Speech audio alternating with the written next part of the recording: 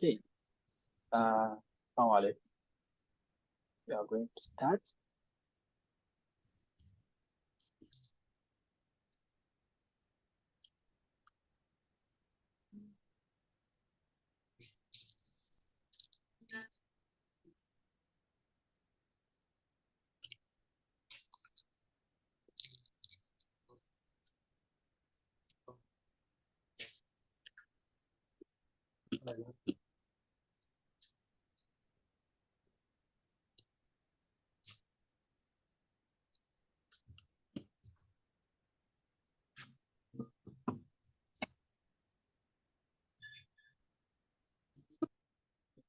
I don't know, can you see my screen? Assalamu alaikum warahmatullah. Wa alaikum assalam wa rahmatullah. Ya gari ya aiki. Alhamdulillah. Can you see my screen? No? Eh? Okay. Okay. That's sharing.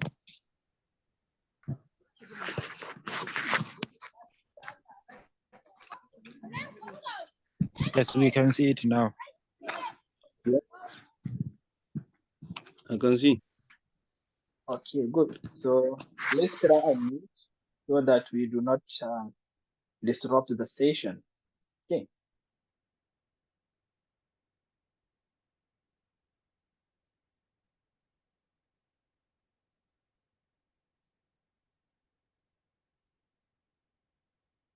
All right. So you are all welcome to yet another workshop series on the scholarship tips and tricks. Okay. This is the third workshop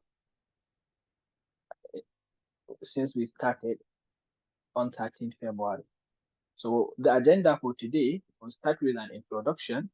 We'll provide some overview of scholarships, how you obtain scholarships and the types of scholarships, as well as the benefits. We will look at the requirements that are needed when applying or seeking for a scholarship. We will open the floor for a Q&A, questions and answers. If you have questions, you can ask. After that, you will see a live walkthrough on how you can apply for a scholarship. Okay. We will also allow you to ask questions based on the processes and the procedures of the question, the application process. Once that is done, we will now discuss how you can use our app, Udemy, to help you with the application processes and in your scholarship journey. And then we will close the session. My name is Abubakar San Ali, and I will be the one going through the initial part of the workshop. Then I will hand it over to my colleague, Engineer Abba Suraj, who will be the one to show you how you can apply for a scholarship step by step. So what do we do and who we are? First of all, we operate as a company called Yawa Digital and Automation Technologies. And in Yawa, what we do is to provide educational consulting and insightful scholarship guidance. So that's one of our services for those who want to gain scholarship and secure scholarship. We can be of help to you. And we also provide additional educational consulting, maybe for those who would like to have an idea of what to do after you studied. We can help you and guide you with that. Why we are unique? Well, first of all, we know how the system works. Okay, we have seen how it works. We have related with different people. We know the ins and out of the system, so we can be able to help you with that. We know our way around the internet and how we can be able to curate lists for you, and we have our own algorithm that helps you we figure out the best scholarship for you in particular. So not only that, we provide you with tools, okay, with educational tools, resources, which can help you to improve your chances of getting a scholarship. And that's not something you find anywhere, okay? So why do we do these workshops? First of all, we do workshops with regards to scholarships so that we can generate awareness. We want to create awareness. Most people are not very aware of the scholarship opportunities that are readily available. Some that are aware lack motivation, okay? Because some of them, they are aware that there are opportunities, but they don't know that if they apply, they also stand a chance of getting because they have no motivation. Maybe they tried it once, they tried it twice, and they just give up, okay? And some people just feel like, scholarships are not for them. They are not that likely to get something out there. So by doing the workshop series, we try to debunk that mystery on how you can be able to obtain a scholarship. We provide you with all the guidance you require during the workshops, and we show you step-by-step process of obtaining a scholarship. So starting with the requirements, okay? If you want to apply for a scholarship, you should know that there is a requirement, okay? And those requirements are expected of you to fulfill. Whenever there is a requirement, you should fulfill those requirements. Some of those requirements are listed here, and these are the most important requirements that you commonly come across when applying for a scholarship. You have the transcript, you have field of study, you have essays or personal statements, letters of recommendation, standardized tests, interviews or auditions, proof of ethnicity or demographic information, citizenship or residency proof, work experience verification, research or project proposals, leadership acknowledgements, and community involvement records.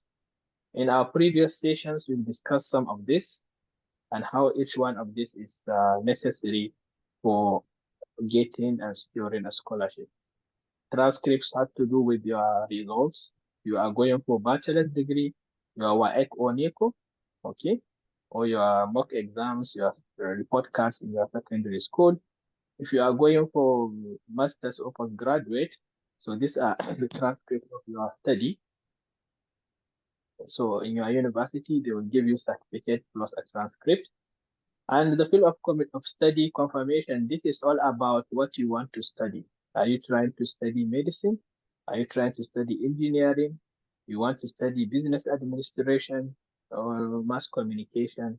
So whatever you want to study, your transcript should be from the same field. Essay or personal statement, this is a write-off. You write something down and you tell them, this is what I want to study, and this is why I want to study this, and this is why I'm a good candidate. You have to prove it to people that you know what you are doing and you will be able to deliver if you are given the scholarship. Letters of recommendation. So this comes from other people to recommend you, to tell them that yes, this person is good. If he is given the scholarship, he will be able to achieve, achieve the goal of the scholarship. He will be able to graduate successfully without an issue. Standardized tests, these are tests that you do that tries to compare your performance, your capacity and capabilities with all other candidates, okay? Because candidates can come from different backgrounds. They can come from different universities. They can come from different countries. So how do we know that these people can be put together under the same pedestal and then have them compete for one single opportunity? How do we know that? And that's where the standardized test comes into play. So if we all write the same test, all of us, and those tests they come regardless of your origin or background, you should be able to do them. By doing that, you will be able to tell where and how you compare with other candidates. We have interviews or auditions. So sometimes when you pass, they will call you for an interview. They will tell you, okay, come, let's have an interview, okay? Or they will tell you, okay, we want you to record a video of yourself telling us a little bit about you and why you are applying for the position. Okay, so you have to provide that information. We have citizenship or residency or proof. Okay, proof of ethnicity. So sometimes some scholarships are for some ethnic background, like some people of some ethnicity. Let's say you are black. Okay, they might say this is a scholarship for Africans. Okay, so if you are not an African, you don't get the scholarship. This is a scholarship for Asians, for Indians. So only people from that will be able to get that scholarship. Okay, we have citizenship or residency proof. So, for example, they say this is scholarship for Africans. So you have to maybe show them a proof that you are an African. You get it? So if you have a proof that you are an African, then go ahead and apply. Okay. And the proof may come in the form of an international passport. So your passport is a proof that you are a Nigerian, you are a Ghanaian, you are Ethiopian, and so on. All right. We have work experience. So here, sometimes some of these opportunities might require you to have some experience. Okay, you need to have some experience. You have worked with some people. I think I have posted some scholarship opportunity from World Bank, and they require people to have like 5 years experience. So this kind of scholarship, that's what they put as their criteria, experience. So if you have experience, they will have to be able to verify that yes, you really do have the experience. Because if you are lying about the experience, they should be able to know so that they don't give you the scholarship. So they have to verify. You have to give them ways to verify.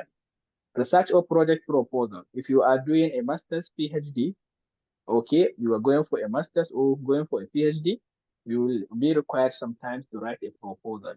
The proposal will be a scientific report on what you intend to do and how you intend to do it. Okay, so you have to tell them this is what I intend to do and this is how I intend to do this research proposal. We have leadership acknowledgements.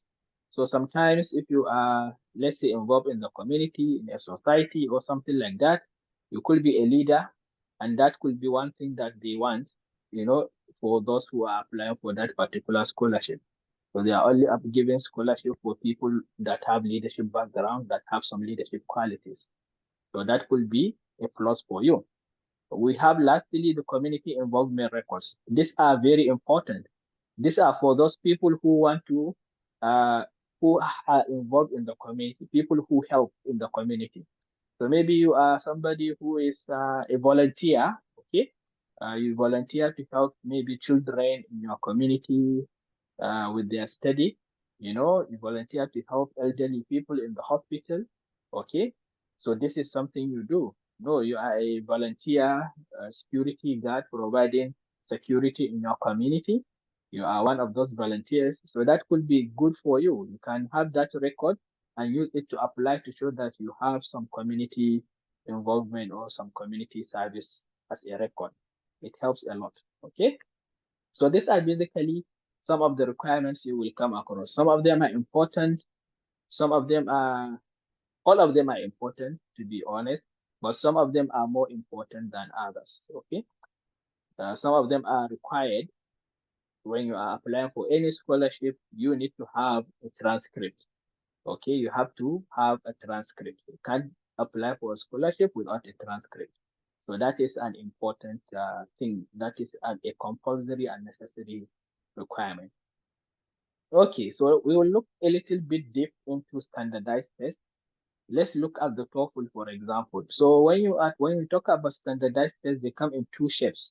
We have the GRE and we have the English proficiency test. So these are two different tests, okay? English proficiency is because they want to know whether you can speak English, whether you can communicate in English, both in written and verbal. You can talk in, you can speak, you can talk. Okay, people can understand your English. And when people talk, you can also understand their English. You can understand their speech. You can write, you can write in English. You can write sentences that people will be able to read and understand. And when you read too, you can be able to read context. You can be able to read content, paragraphs, essays in English. Okay, we humans, this is what makes us special. Language. It is the thing that separates us between we humans and animals. Okay, so you should be able to communicate. If you cannot communicate, then that means you cannot be able to be, let's say, they can't impart knowledge to you. If I can't talk to you and you understand, then how do I communicate with you? Okay, so you need to be able to have English proficiency. And when we talk about English proficiency exams, they come also in different shapes. They come in different types. We have IELTS, we have TOEFL, we have Duolingo, we have others like SAT also. So all these are English proficiency tests. But one of the popular ones is the TOEFL, okay, which is organized by ETS. And TOEFL is important, okay? It's very important and it comes in different shapes. For example, every university will recognize TOEFL. So if you write any exam, if you write TOEFL exam, you should be rest assured that your proficiency test is going to be recognized by those universities. Okay. Not only that, this is a way to show people that you have capacity to communicate your ideas. Okay. Some people can talk, but when they are asked to write, they fail woefully. Some people can write, but they cannot talk. Okay. But if you can show that you have the capacity to read, write, and even listen and then talk, that is an indication of your capacity as a candidate. So when you take TOEFL, you are showing because it comes in four formats. Okay. It comes in four shapes. We have the speaking part. Okay. You will do speaking. It tests your skill in that area. There is the reading. Okay, test your skill in that area. There is the listening and there is the writing. Speaking, listening, reading, writing. Okay, these are the four key skills. And there are exams on all of this. They will test your reading ability, your listening ability, your speaking ability, and your writing ability. Okay, and we have two types of TOEFL. We have the IBT, which is the internet-based test, and we also have the shorter, which is called the TOEFL Essential. It's shorter and it is more focused. Okay. So when you are sitting for the IBT, this one you do it. You have all the exam in on the internet. You sit and you write your solutions and you submit it online. And once they receive it, sometimes you get your results immediately. Okay. And this is the one that normally is accepted for those who want to go for the academia. You know, if you want to go for study or postgraduate for scholarship, this is what you do. This is the type of exam you sit for. This is the type of exam you write.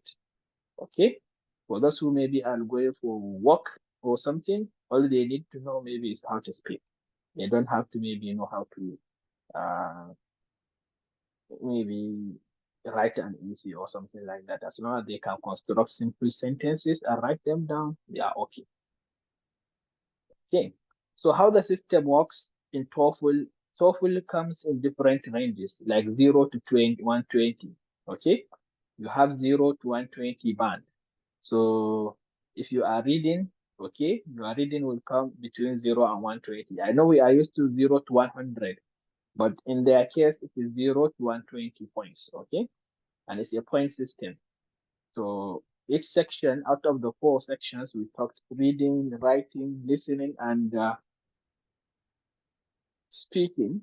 Each one has 30 points. So 30 reading, 30 writing, 30 listening, 30 speaking, making a total of 120 points. So you will be tested on each of these. And normally what is expected of you is to get 80 and above.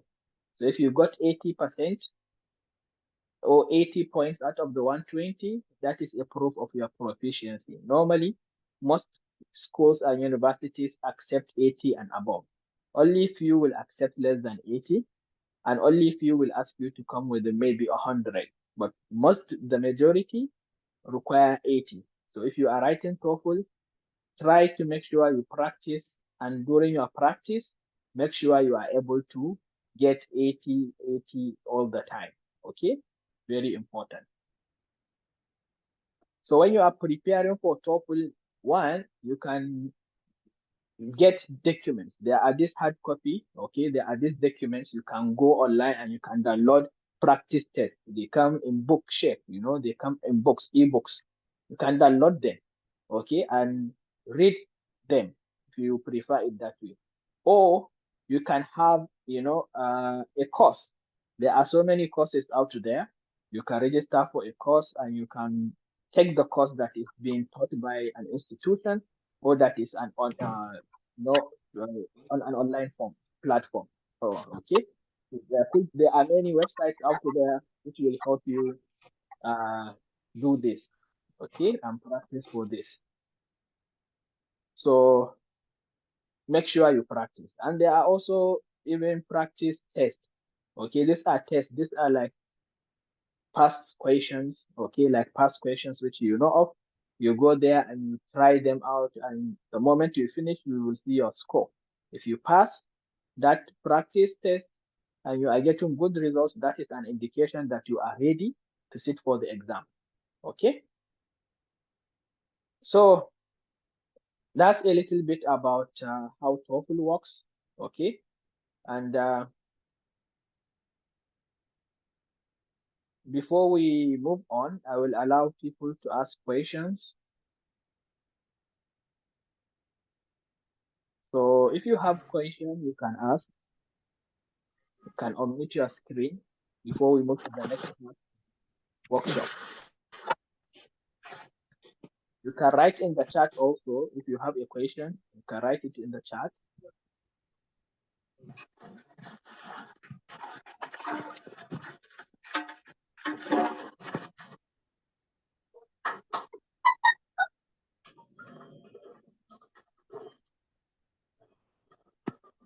Questions?